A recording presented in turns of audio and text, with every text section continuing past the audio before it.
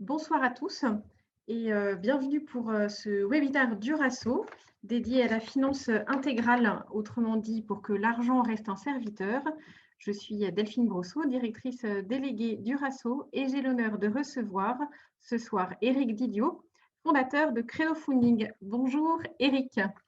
Bonsoir Delphine. Alors, je vous propose de démarrer par une brève présentation de notre invité. Avant de pouvoir entendre la conférence d'Éric. Vous aurez ensuite l'occasion de lui poser vos questions. Pour cela, vous avez un petit bouton questions et réponses en bas de votre écran, donc n'hésitez pas à poser vos questions au fur et à mesure de la conférence et Éric pourra y répondre juste après son intervention. Alors, c'est parti pour les présentations. Donc, Éric est diplômé d'Audencia et spécialiste du financement depuis 20 ans. Il a débuté sa carrière chez Ernst & Young avant de créer et diriger une structure bancaire nationale chez Banque Patrimoine Immobilier. Ancien président de l'OGEC d'une école de l'enseignement catholique et membre actif au sein d'une école hors contrat, il est pleinement conscient des enjeux financiers liés aux structures chrétiennes, mais aussi à l'écoute des attentes fortes des particuliers et des entreprises de transmettre leur foi à leur épargne. Convaincu de l'importance de développer l'entraide chrétienne au travers des nouveaux moyens de financement, Éric perçoit en 2014 toute la puissance du crowdfunding, autrement dit le financement participatif. Il lance alors Credo Funding et développe toute son expertise pour investir le continent numérique et utiliser la finance au service du bien commun. Il est également très proche par sa sœur de la communauté religieuse du Pesquier en développement qui œuvre depuis plusieurs années à l'édification de son abbaye. Enfin, louveteau puis scout à la 7e Paris, il a repris du service auprès de la première écurie d'Ardilly. Les présentations sont faites. Éric, je vais maintenant te passer la parole pour aborder et approfondir ce beau sujet de la finance intégrale ou comment faire en sorte que l'argent reste un serviteur, expression signature de Credo Funding. Éric, c'est à toi.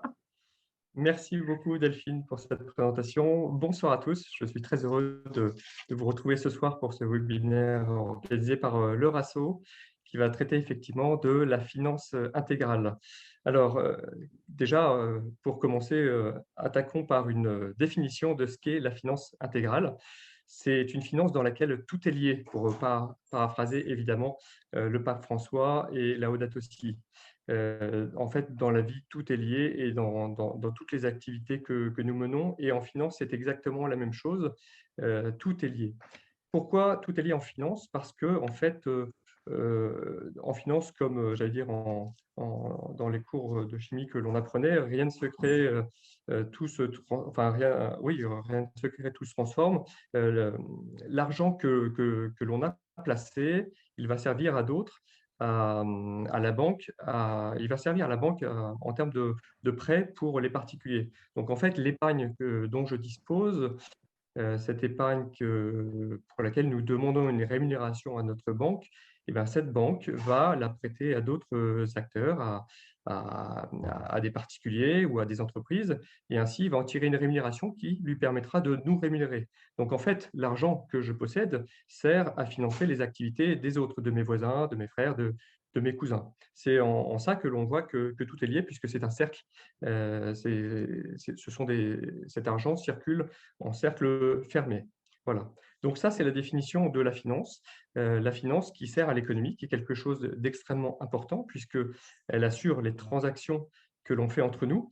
Et déjà très très loin le temps de l'époque du troc, et cette finance, cet argent nous sert à gérer de façon beaucoup plus simple les transactions entre les différents acteurs économiques. L'argent, c'est aussi un sujet dont le Christ nous parle beaucoup dans les évangiles. C'est un sujet sur lequel il revient assez souvent. Et il y revient de façon très fréquente parce qu'on sait que ça peut être un lieu de perdition. L'argent mal géré, l'argent qui ne serait pas un serviteur, mais qui deviendrait un maître et qui remplacerait Dieu quelque part, deviendrait donc un lieu de perdition. Et il doit à ce titre rester à sa juste place.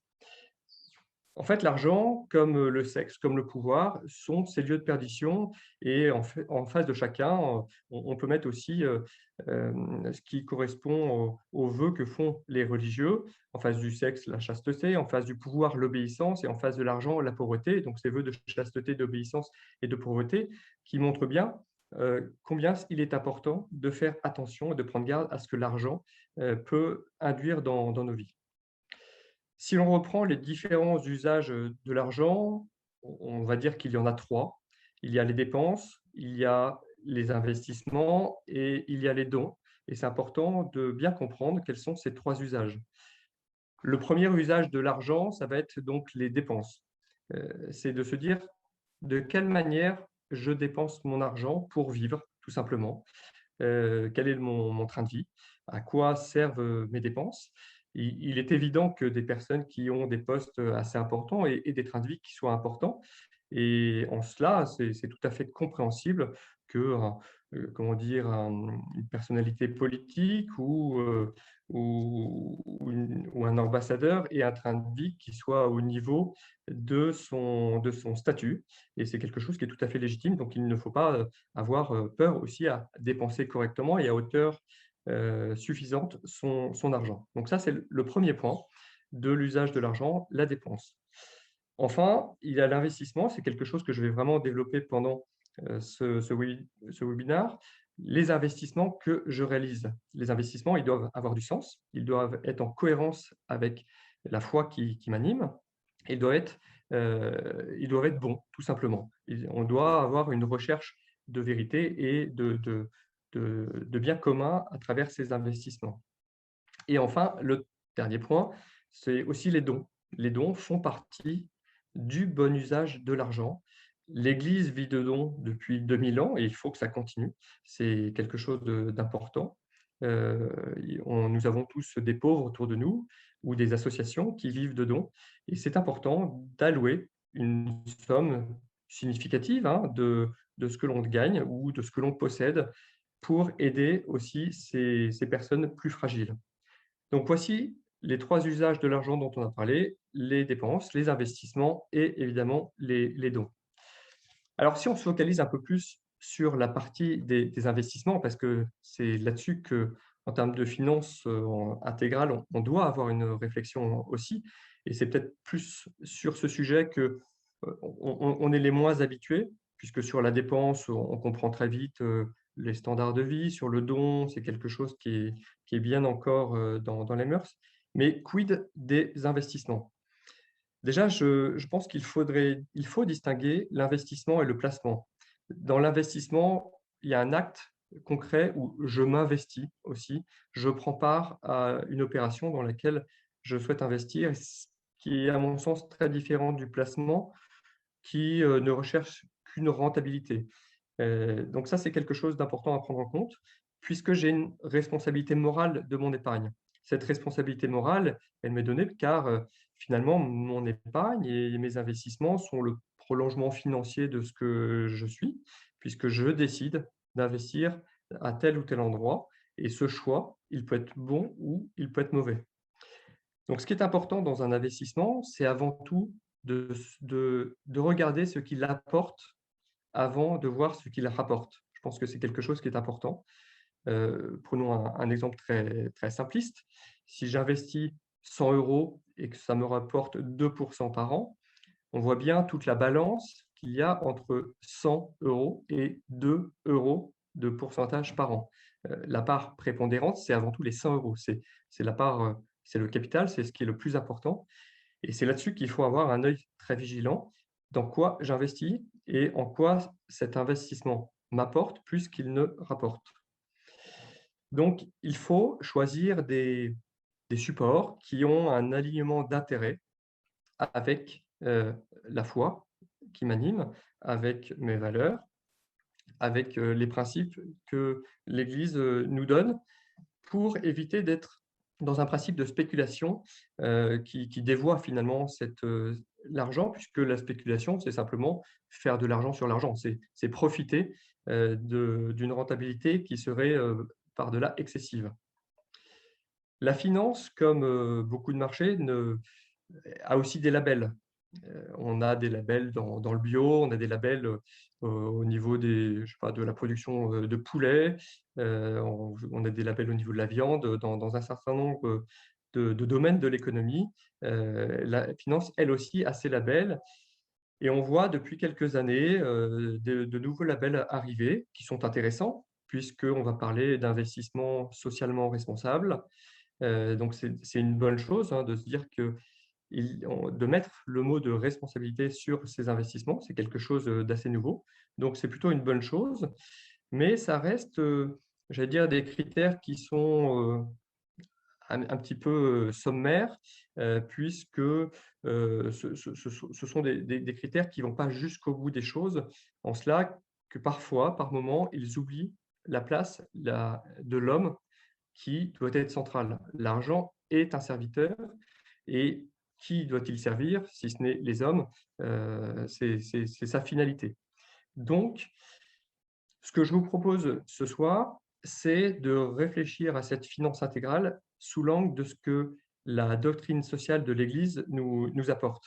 La doctrine sociale de l'Église, c'est vraiment, j'allais dire, elle nous donne un regard qui permet d'élargir notre réflexion. C'est un regard que l'on peut avoir dans tous les domaines et donc on peut évidemment l'avoir dans la finance. Clairement, l'objectif de la doctrine sociale de l'Église, c'est d'évangéliser la société elle-même, la société, et pas seulement les individus. Évidemment, les individus, mais la société elle-même doit être évangélisée. C'est clairement quelque chose qui est ambitieux, mais j'allais dire, l'Église a tout son temps, elle a le temps, et surtout les marchés financiers ont besoin d'entendre la parole de l'Évangile. Donc, il y a un rôle tout particulier pour que chaque chrétien soit impliqué à son échelon pour devenir lui aussi missionnaire. Il faut se souvenir que c'est la vérité qui libère. La doctrine sociale de l'Église, elle fait partie intégrante du ministère d'évangélisation et ce n'est pas un système qui enferme, c'est un système qui est très libre. Elle donne des orientations, mais en aucun cas, elle va enfermer. Donc, ces principes de la doctrine sociale de l'Église, si on les prend au regard de la finance et d'un investissement, il y a plusieurs principes fondamentaux que je vais reprendre tous un par un, le bien commun, la destination universelle des biens, la subsidiarité, mais le principe de base, c'est avant tout, le principe fondamental, c'est la dignité de la personne humaine. Ça, c'est vraiment important parce que la personne humaine a été créée à l'image et à la ressemblance de Dieu, et de ce principe va découler tous les autres. Donc, on va passer en revue chacun de ces principes qui ont tous un caractère unitaire, qui sont tous connectés et articulés entre eux, et on ne peut pas en séparer un seul, ils sont tous importants. Le premier principe, ça va être le principe du bien commun. Alors, le bien commun, ce n'est pas la somme des biens particuliers, c'est le bien de tous les hommes et de tout l'homme. C'est, comme dit Benoît XVI, c'est le bien de nous tous. C'est prendre en compte la destinée céleste de l'homme pour en avoir une bonne compréhension. Si on applique ce principe à l'investissement et à la finance, dans mon épargne, à titre très personnel, ce principe, c'est de se dire que l'argent que je possède, il est appelé à participer activement au bien commun. Donc, il faut que je lui donne du sens. Si j'élargis ma réflexion à une analyse d'un projet en particulier et d'un élément dans lequel je veux investir ou d'un projet, c'est de savoir comment véritablement ce projet s'inscrit dans la société. Est-ce que ce projet est pour le bien du monde et est-ce qu'il participe aussi au salut de Dieu? Voilà. Si on devait donner un exemple de projet, c'est un projet qu'on a financé de notre côté, mais il y en a bien d'autres. On pourrait parler des béguinages. Les béguinages, ce sont comme des maisons de retraite, mais ce sont des personnes qui se rassemblent pour vivre ensemble la vieillesse et dans une société qui est vieillissante. Donc, le bien commun, c'est vraiment toute la dignité qu'ont nos aînés et la responsabilité que l'on a de ne pas les infantiliser. Donc ça, c'était le premier principe sur le bien commun. Un deuxième principe qu'on va étudier sur la doctrine sociale de l'Église par rapport à l'investissement, c'est la destination universelle des biens. Alors, cette destination universelle des biens, ce n'est pas du communisme, très clairement. Et je vais prendre le temps de vous citer la définition que Jean-Paul II en a faite dans une de ses encycliques. « Dieu a destiné la terre et tout ce qu'elle contient à l'usage de tous les hommes et de tous les peuples, en sorte que les biens de la création doivent équitablement affluer entre les mains de tous, selon les règles de la justice, inséparables de la charité. » Voilà la définition de la destination universelle des biens. Pour faire plus simple et peut-être plus concret, plus court, l'idée maîtresse, c'est de ne pas laisser improductif des biens possédés. En gros, l'épargne que j'ai ne doit pas rester improductive, elle doit servir aux autres, elle doit servir au monde, elle doit servir au bien de tous, au bien commun. Donc, dans ma réflexion d'investissement, je vais regarder si cet investissement profite aux autres en finançant des projets qui soient véritablement adéquats. Et typiquement, le fait qu'actuellement des personnes manquent de l'essentiel, ça doit être pour nous un scandale et on ne peut pas se laisser prendre par l'indifférence. Concrètement, pour mon épargne, qu'est-ce que ça veut dire à titre très personnel? Déjà, c'est de se dire que l'argent que j'ai, il n'est pas moi, il est à Dieu. Enfin, tout appartient à Dieu. J'arrive au monde déjà avec une dette. Je je suis déjà débiteur, je suis déjà redevable. Donc cet argent ne m'appartient pas, je suis un intendant, comme, les évangiles aussi, nous citent souvent cet exemple et j'ai donc une véritable responsabilité. Je dois prendre véritablement en compte la façon dont je vais faire bon usage de cet argent au service du bien commun et au service de tous.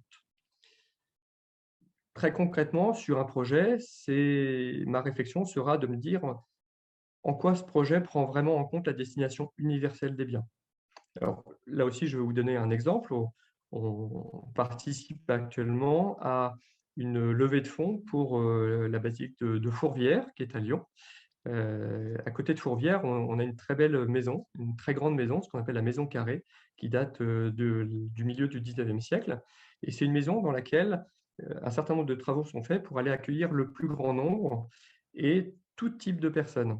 On va avoir un accueil des pèlerins, puisqu'il y a quand même 2,5 millions de pèlerins par an. On va avoir un accueil de SDF. On va avoir aussi un restaurant d'application des apprentis d'Auteuil et puis un restaurant plus bistronomique. L'idée, c'est que chacun ait une bonne raison de venir à Fourvière et ça peut être un bon exemple de la destination universelle des biens.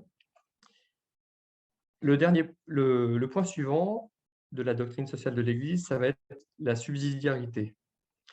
Le principe de la subsidiarité, c'est que toutes les sociétés d'ordre supérieur doivent se mettre en attitude d'aider, d'être en service, au soutien des sociétés qui sont d'ordre mineur, c'est-à-dire de laisser à l'échelon le plus proche du terrain la possibilité de prendre les décisions.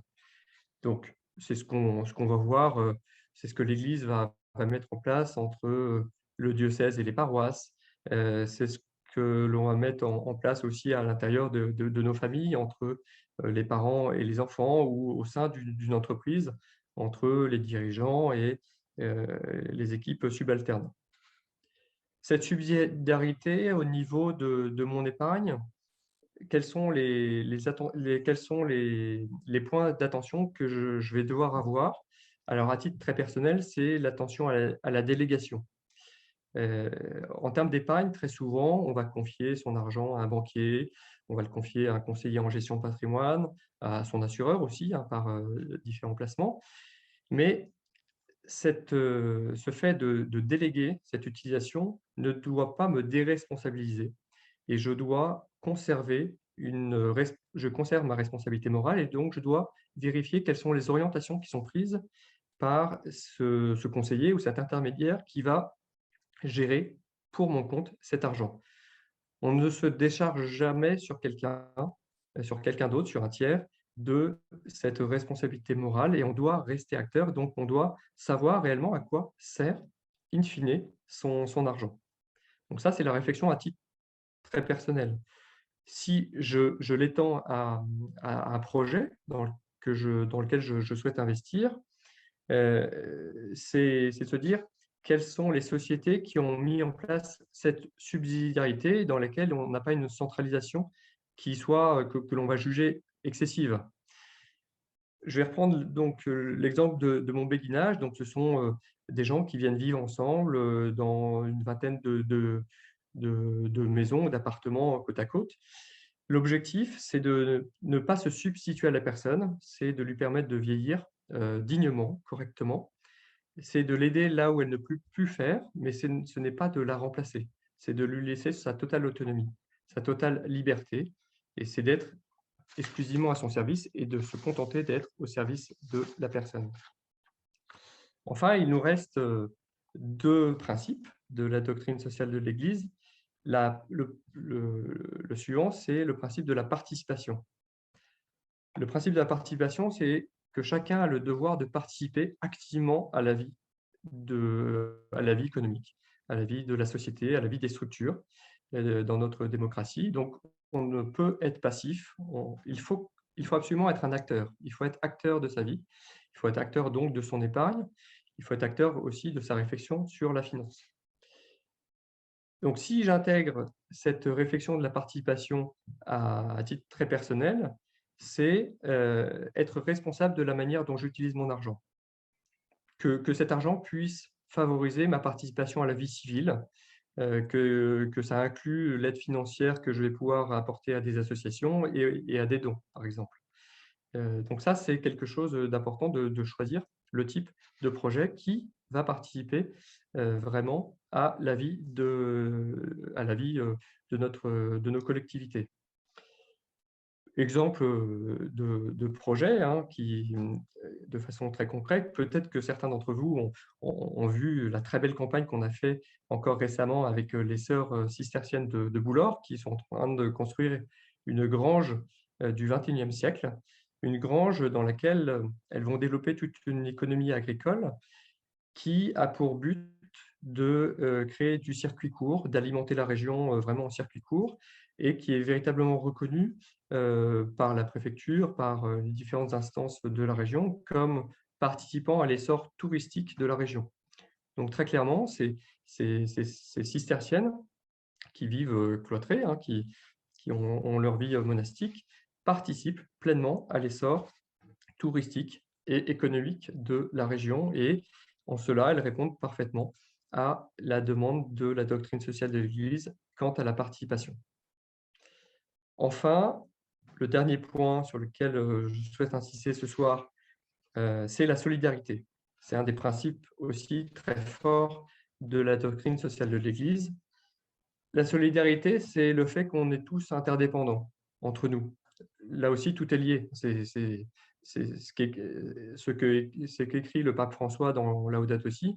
Tout est lié, donc nous sommes tous interdépendants les uns des autres. Et il faut que l'on ait bien conscience que l'on a une dette vis-à-vis de la société dans laquelle on est inséré. On arrive, comme je le disais tout à l'heure, on arrive au monde débiteur, on a une dette vis-à-vis des personnes qui nous élèvent, vis-à-vis des personnes qui nous enseignent. On est débiteur et on est redevable aussi de quelque chose. On doit être solidaire de ces personnes qui nous entourent. C'est évidemment à la fois un principe social, mais c'est également une vertu morale, parce que ça va permettre de transformer les structures de péché en structures de solidarité en vue du bien commun. Donc, c'est véritablement une vertu morale.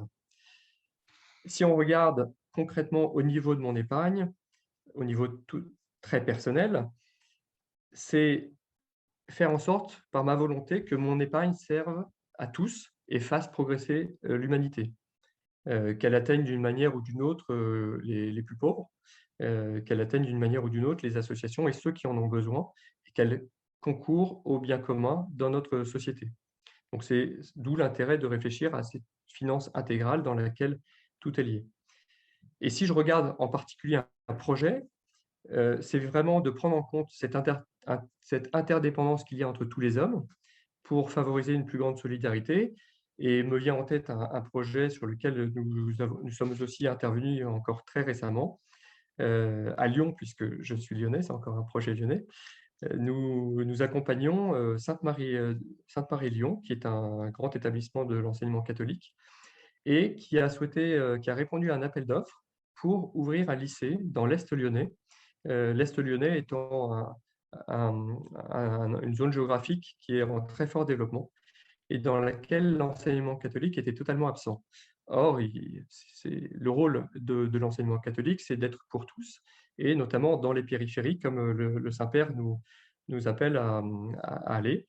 Et il se trouve que donc ce quartier, qui n'est pas défavorisé, mais qui est en forte expansion démographique, devait aussi avoir pour réponse une école de l'enseignement catholique. Donc l'objectif, c'est d'aller financer cette école pour permettre à ces quartiers moins favorisés d'accéder à un enseignement de qualité, c'est évident, mais aussi un enseignement dans lequel euh, la- l'évangile puisse être aussi enseigné et puisse être communiqué à ces personnes qui pourraient, par la distance géographique, étant loin d'une école catholique, pourraient ne pas être directement concernées.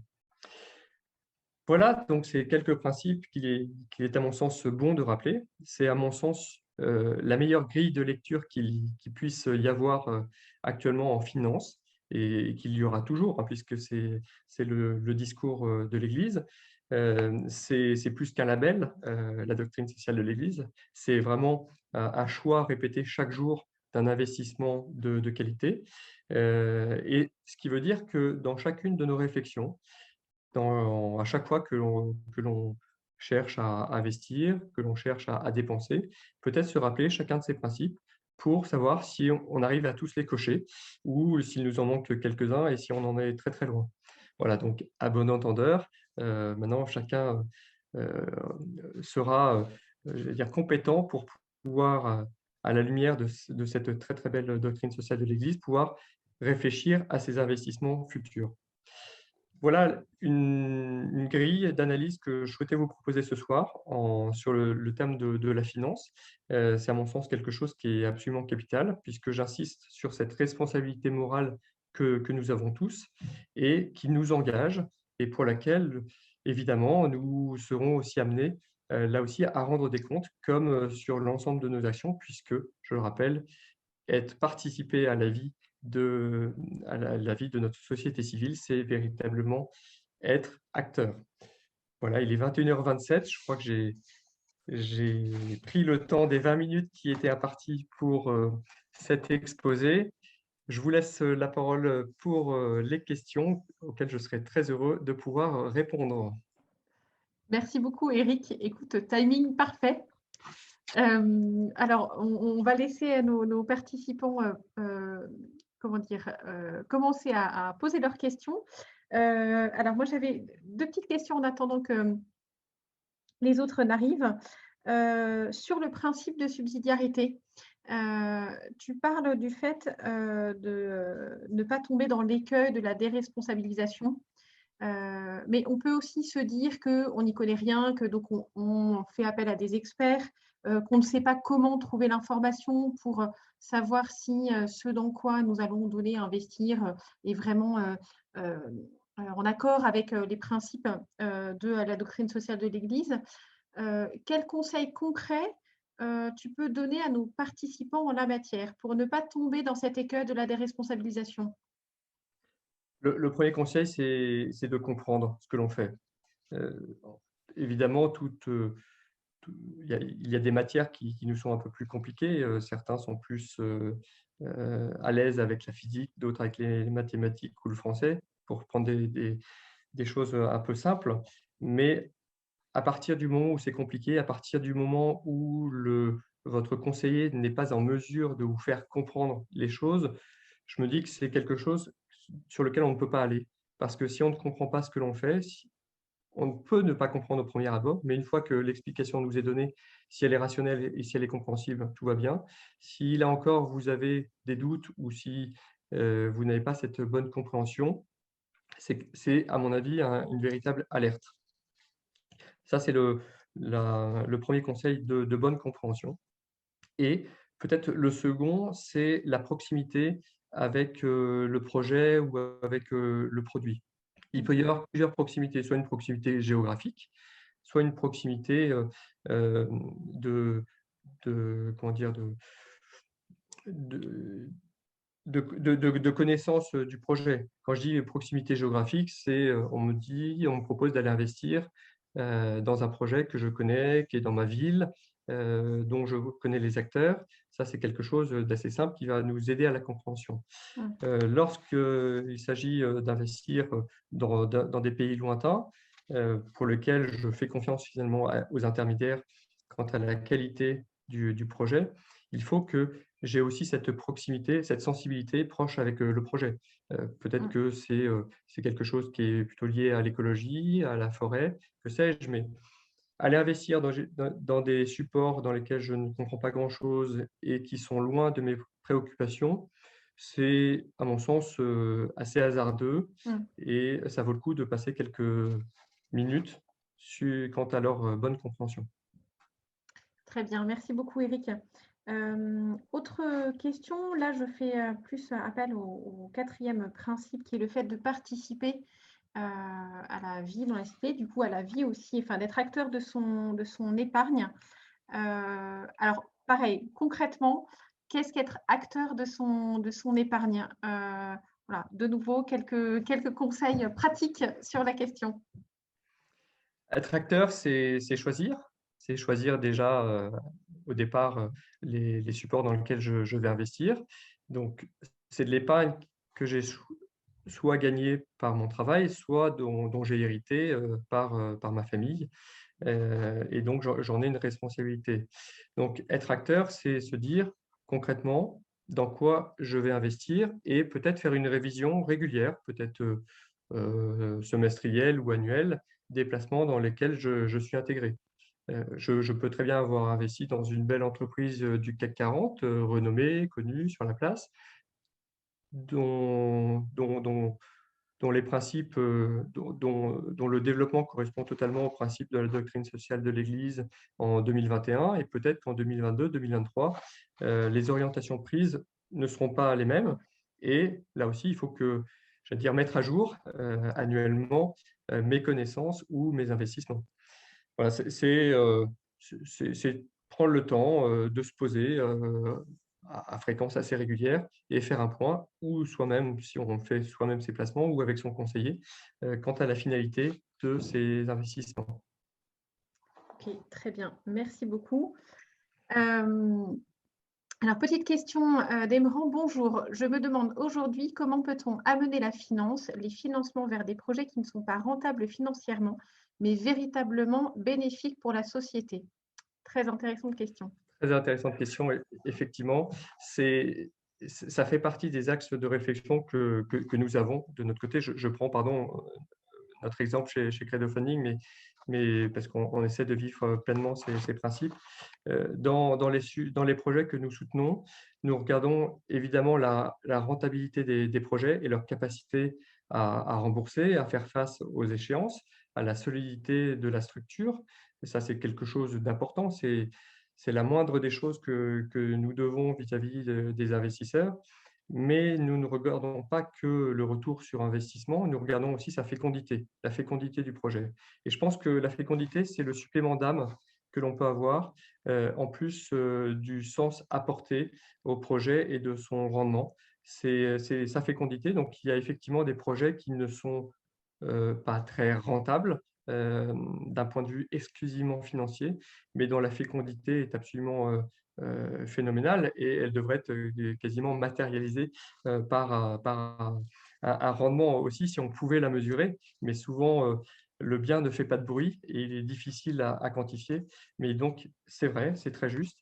Il faut prendre en compte non seulement le rendement de l'opération, mais également sa fécondité propre, et c'est-à-dire tous les principes que l'on vient de décrire, la, la, comment dire, la prise en compte des plus pauvres, la prise en compte de l'intégration dans la société. Donc, merci pour cette belle question, effectivement. Merci Eric. On a une autre question très intéressante aussi. Que penser de la question de la prise de risque élevée sur un investissement par rapport à la doctrine sociale de l'Église? Alors, la prise de risque élevée, dans dans certaines startups ou dans certains projets, il y a une prise de risque et le risque fait partie de la vie. On vit dans le risque tous les jours, on sort de chez soi, on prend des risques, on prend la voiture, on prend des risques. Donc le risque n'est pas quelque chose qui soit quelque chose de mauvais, évidemment. Euh, la prise de risque dans un investissement, elle peut être nécessaire et c'est souvent des gens qui ont pris des risques, qui ont réussi des belles choses.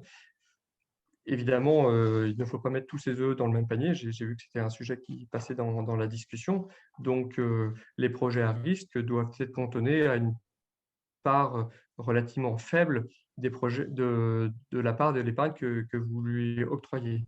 C'est évident. Souvent, avec le risque, va une rémunération qui est plus importante que les autres projets. On dit qu'en finance, il y a un couple rendement-risque, c'est-à-dire que plus le risque est élevé, plus le rendement est élevé.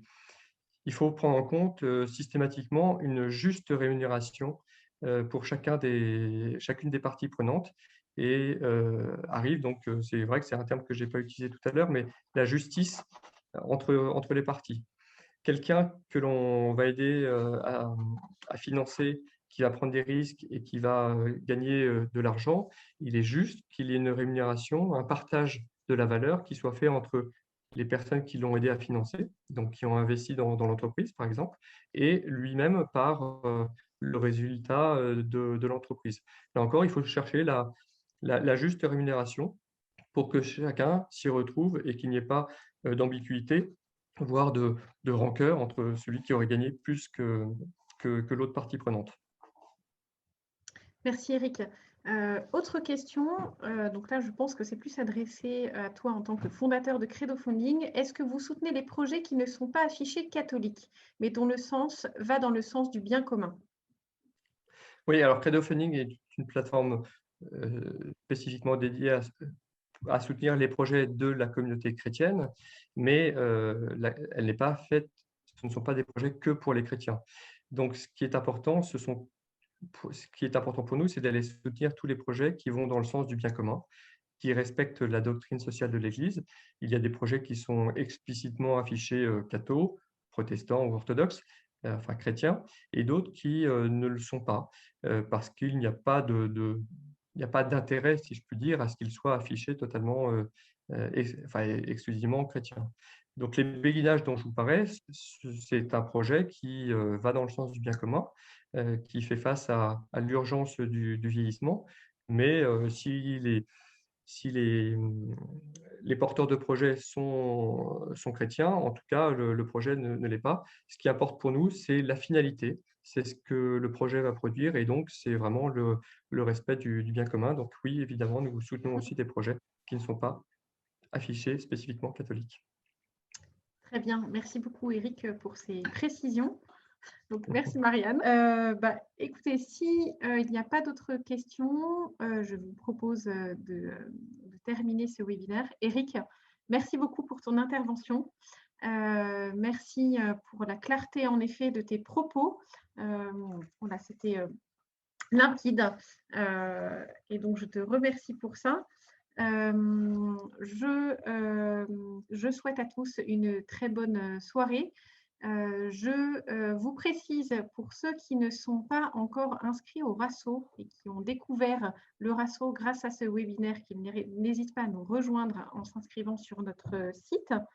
Une belle manière aussi de donner du sens à son épargne, c'est évidemment d'aller voir tous les projets de Credo Funding. Bien évidemment, là, vous aurez le choix. Pour ceux qui nous connaissent déjà depuis un certain temps et qui sont membres du RASSO depuis un certain temps aussi, je vous invite à faire connaître le RASSO auprès de vos amis anciens guides et scouts d'Europe.